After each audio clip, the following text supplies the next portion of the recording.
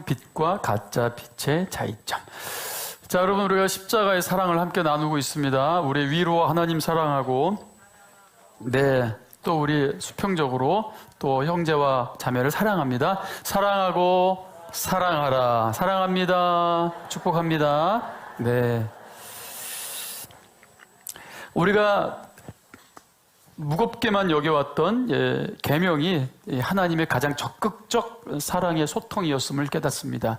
10계명, 어우 무거워, 율법, 무거워라고 생각했지만 결국 그것이 코이노니아로 초청하시는 여러분 하나님의 놀라운 위대한 사랑이라는 것을 돌판에 새겨진 추상적인 계명이 아니라 이제는 여러분 우리의 마음에 신비에 새겨진 하나님의 복음이요, 우리를 살리는 여러분 진리의 말씀인 줄 믿습니다. 그 코이노니아를 우리 가슴에 십자가로 새겨주신 것입니다. 하나님 아버지는 그렇게 계명이라는 법을 통해 자녀들이 어떻게 하나님과 소통하고 이웃과 어떻게 관계를 맺으며 살아가야 할지를 보여주신 것입니다. 여러분, 바로 그래서 이 계명은 사랑이라는 것이죠. 그래서 이 사랑은 다시 한번 8절 말씀, 다시 한번 8절 말씀 한번 보겠습니다. 다 같이 읽겠습니다. 다시 내가 너희에게 새 계명을 쓰노니 그에게와 너희에게도 참된 것이라. 이는 어둠이 지나가고 참 빛이 벌써 비침이니라. 아멘. 여러분, 여러분이 현재 가장 사랑하고 있는 사람을 한번 떠올려 보시겠습니까? 가장 사랑하고 있는 사람을 한번 순간 떠올려 보십시오. 누가 떠올려지죠? 엉뚱한 사람 사랑하시면 안 됩니다. 지금 다 주님 앞에 다 드러납니다, 여러분. 자, 그리고 우리 옆에 형제자매 한번 쳐다보세요. 넌 뭐냐? 왜 네가 여기서 나와? 순간 나 잠깐까지도 나 행복했는데. 여러분, 이런 마음으로 쳐다보시면 안 됩니다. 방금 사랑하는 자를 떠올렸던 것처럼 여러분 하나님 아버지의 관점으로 형제와 자매를 대할 수 있어야 됩니다. 여러분, 그게 천국입니다. 천국은 그 사람만 사랑하는 게 아니라 그 사람을 사랑하듯 모든 사람을 그렇게 사랑하는 곳입니다. 그러니까 천국 아니겠습니까? 어떻게 미워하는 마음을 품고 여러분 천국 백성 되시려 하십니까? 거기엔 여러분 사랑이 없다라는 것이죠. 그런 마음에는 사랑이 없다. 그 미워하는 마음을 품고 살아가면 안 된다라는 이야기를 하고 있는 겁니다. 그래 여러분, 우리가 다시 기억해야 될 그 말씀 가운데 우리가 요한일서를 시작하면서 요한일서 2장 1절 말씀에 이런 말씀이 있었죠. 나의 자녀들아, 내가 이것을 너희에게 쓰면 너희가 죄를 범하지 않게 하려 함이라.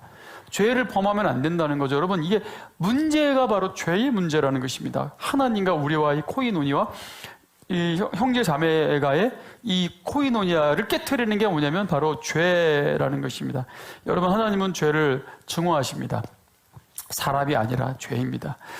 아침에 일어나서 그 뉴스를 보면서 충격을 받았습니다. 200여 명의 사상자가 여러분 참 이태원에서, 저희가 금요일 날 제가 우리 그 최슬기 자매하고 녹화를 또 이태원에서 했어요.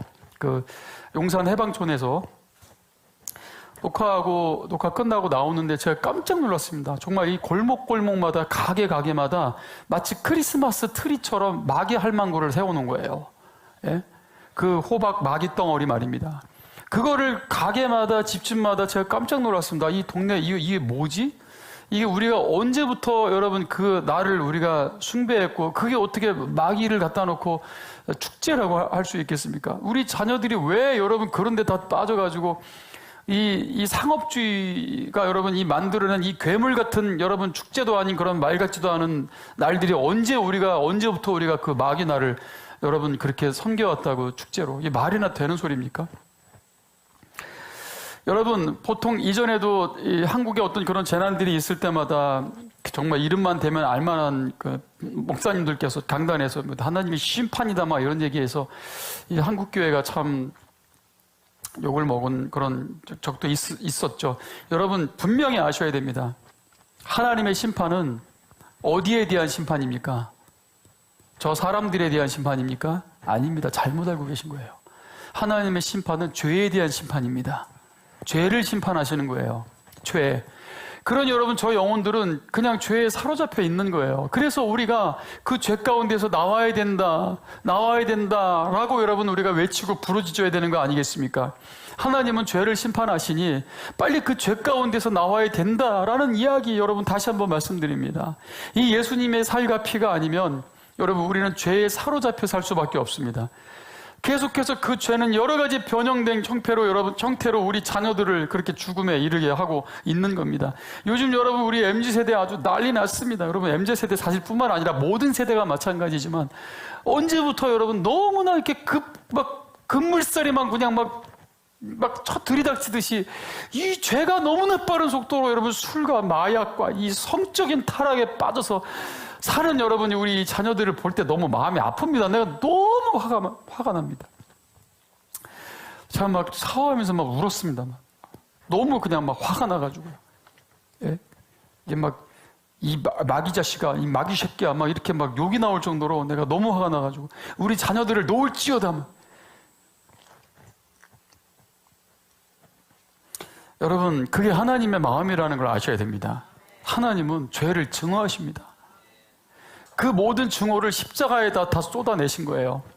그 증오를 다 온몸으로 받아내신 분이 바로 하나님의 독생자 아들, 우리 예수님이십니다.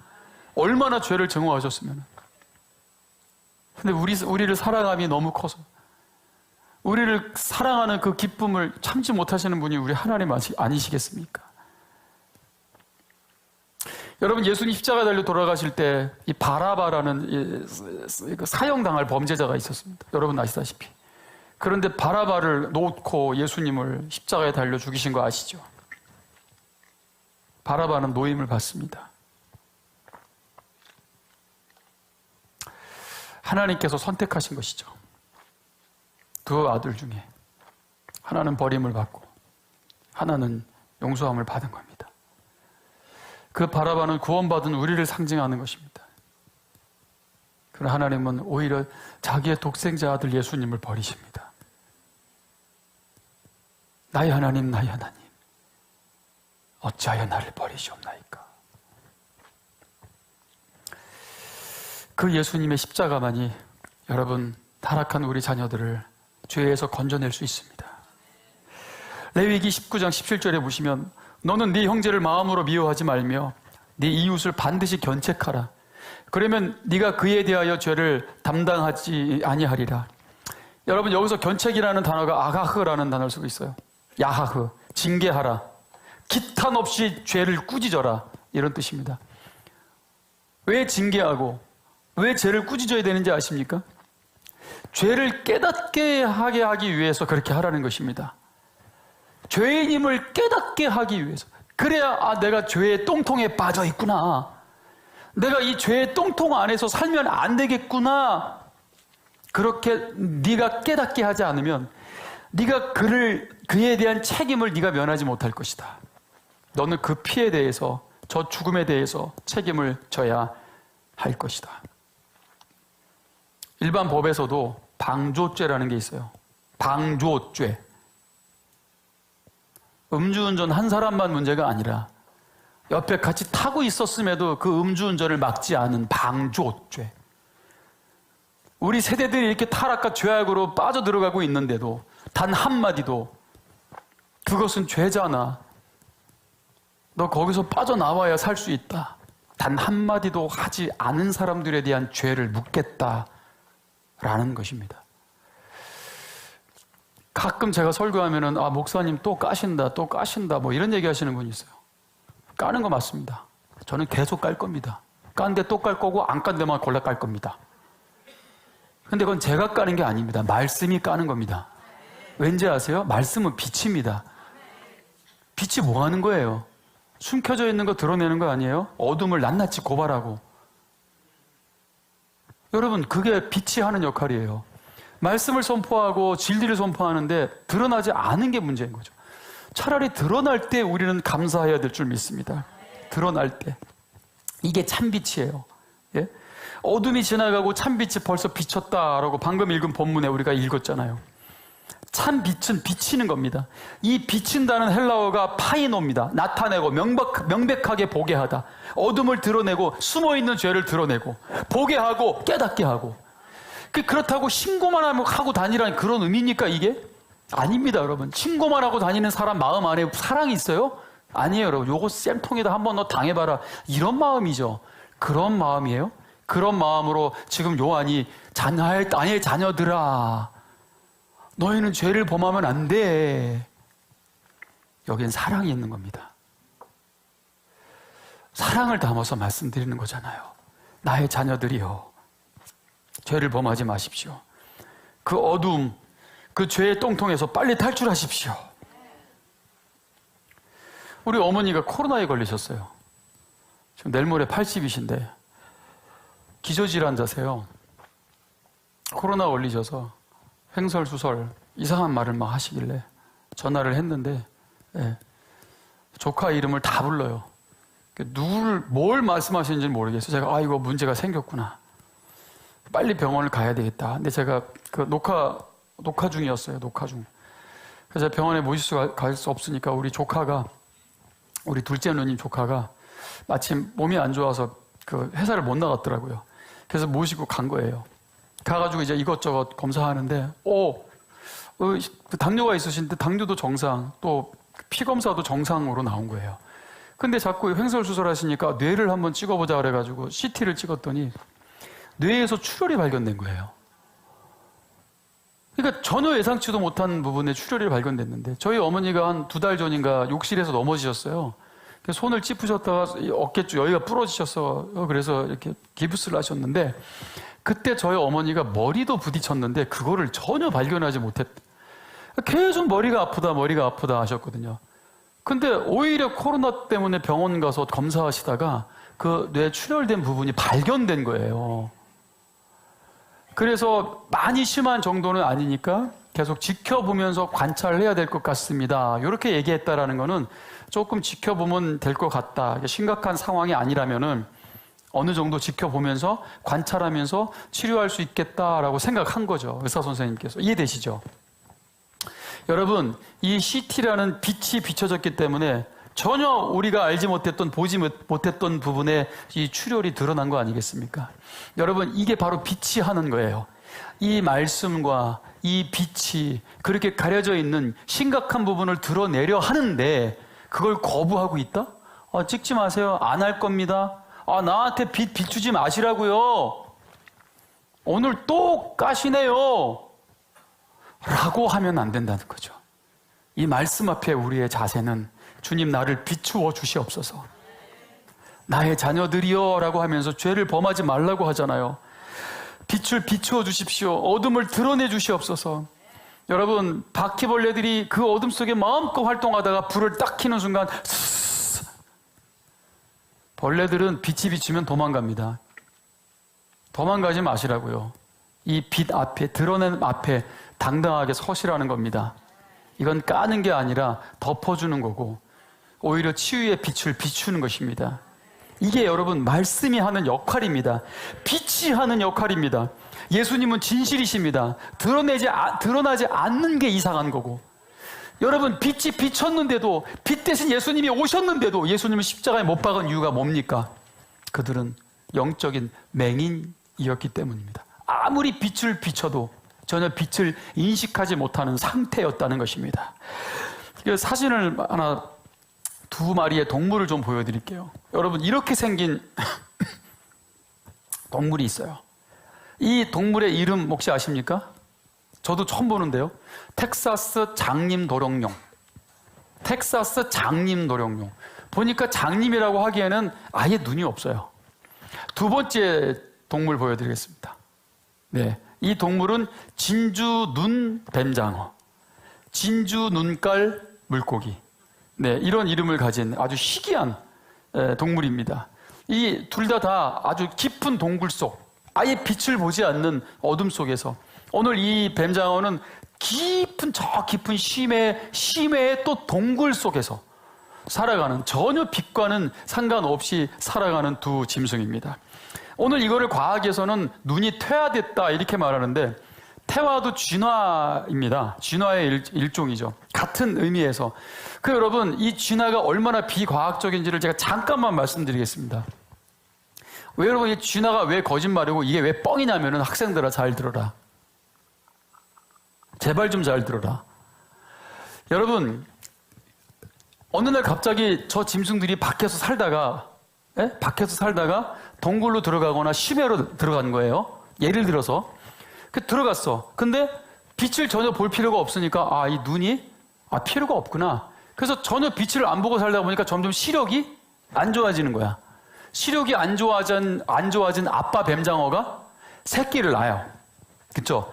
그럼 새끼를 낳으면은 그 새끼가 아빠의 시력 안 좋은 거를 물려받는다. 그러면 이 물려받는 걸 뭐라 그러죠?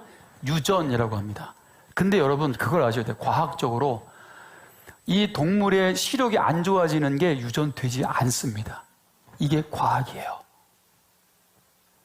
이게 여러분 진화론의 허구입니다.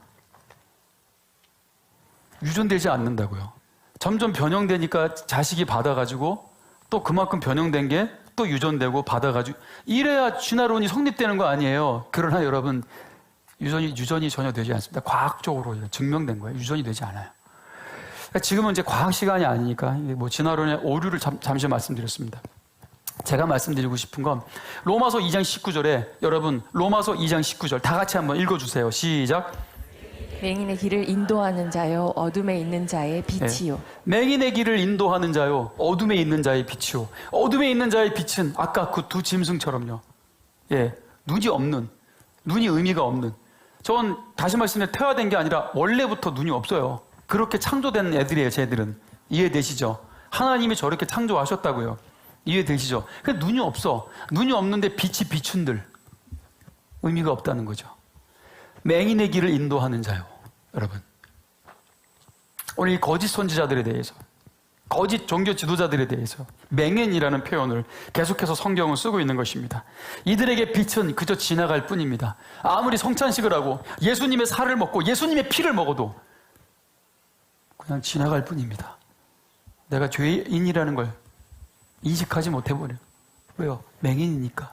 눈이 저렇게 돼버렸으니까. 그런데 저 눈을 뜨게 하는 것이 바로 예수님의 살과 피입니다. 진리의 빛입니다. 갑자기 빛을 비출 때 이 빛이 느껴진다면 모든 것을 드러내는 이 빛 앞에 빛을 회피하거나 도망가지 마시고 빛을 맞닥뜨리십시오. 맞습니다. 죄인입니다. 주님. 주님 아니면 저는 영원한 지옥에 빠질 수밖에 없는 그런 흉악한 죄인입니다. 그래야 구원을 받는다는 것입니다. 또한 빛 가운데 있다 하면서 그 형제를 미워하는 자, 여러분 어둠에 있는 자예요. 그대로. 네 마음속에 미움이 있지 않냐? 네 마음속에 증오가 있지 않냐? 어떻게 빛을 받은 너가 전혀 빛이 아니라 여전히 어둠 속에 있는 자와 같이 살 수 있느냐라는 이야기입니다. 여러분 11절도 다시 한번 읽겠습니다. 다 같이 11절 시작. 그의 형제를 미워하는 자는 어둠에 있고 또 어둠에 행하며 갈 곳을 알지 못하나니 이는 그 어둠이 그의 눈을 멀게 하였음이라. 빛 자체는 사랑이고 여전히 여러분 미움 가운데 있다는 것은 어둠에 내가 여전히 있다라는 것을 증명하는 것이라는 것이죠. 지난주에 말씀드렸습니다. 확신과 확증의 차이점을. 확신은 이기적으로, 자기 이기적으로 생각하는 거예요. 네? 물론 우리가 확신을 가져야 되고 또 확증은 뭐예요? 내가 확신한 게 증명되어진다. 객관적으로. 주관적인 것은 객관적으로 또 인정돼야 되고 증명돼야 된다. 그런 차원에서 확신과 확증을 말씀드린 거예요. 저는 하나님을 사랑합니다.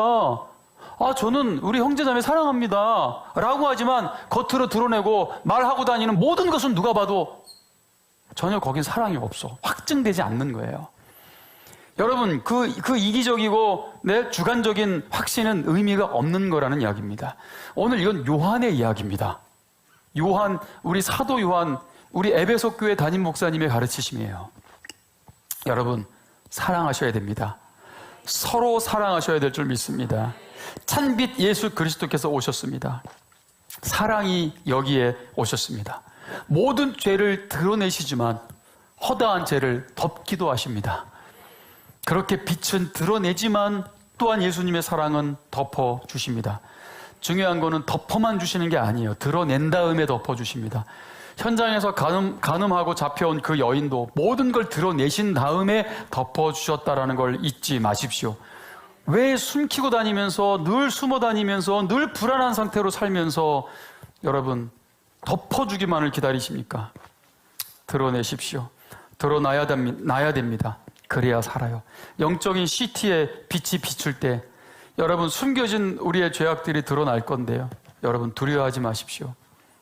오늘 모든 죄가 드러난다 할지라도 공항에서 말입니다. 뭔가 주머니에 마약을 숨기거나 뭔가 여러분 어떤 무기들을 숨긴 사람이 공항 검색대에서 검사할 때 얼마나 불안하겠습니까? 그러나 아무것도 숨긴 게 없는 사람은 불안합니까? 너무나 당당하게.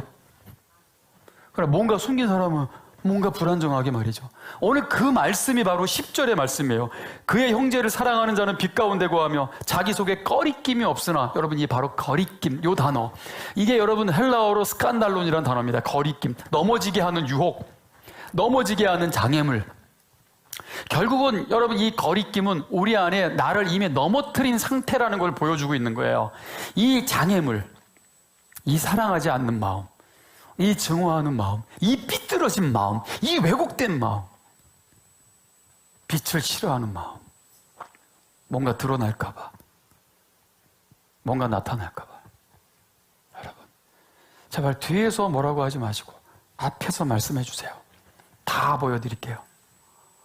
다 보여드릴 수 있습니다.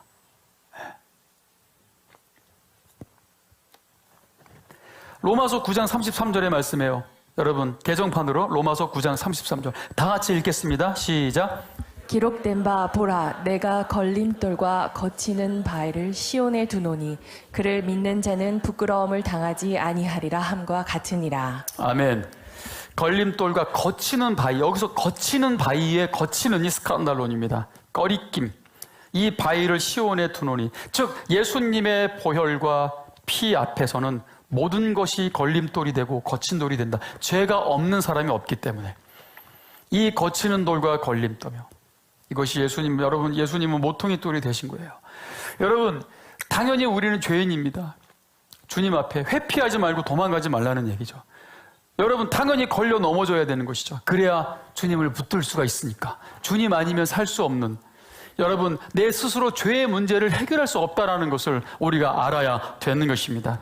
여러분 그 형제를 사랑하는 자가 바로 빛 가운데 거하는 자고, 여러분 그 안에 거리낌이 없는 자라는 것을 잊지 마십시오. 그러므로 더 사랑하고 더 뜨겁게 사랑하시기를 축원합니다.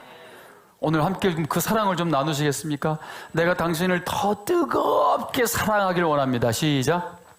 내가 당신을 더 뜨겁게, 더 뜨겁게, 더 뜨겁게 사랑하시기를 축원하고, 죄는 더 차갑게 증오하시고, 여러분 우리 죄 가운데 사로잡힌 저 걸려 넘어지고 있는, 지금 걸려 넘어진 거예요. 내로막길에서 뒤에서 밀어붙이고, 이게 죄의 특성입니다. 여러분 이 걸려 넘어지는 우리 자녀들 빨리 저 죄악 속에서 빠져나올 수 있도록 방조하지 마시고, 여러분 기회가 될 때, 때를 얻든지 못 얻든지 오늘 여러분 생명의 복음의 빛을 증거하는 오늘 인천평강교회 가족들 다 되시기를 주님의 이름으로 축원드립니다.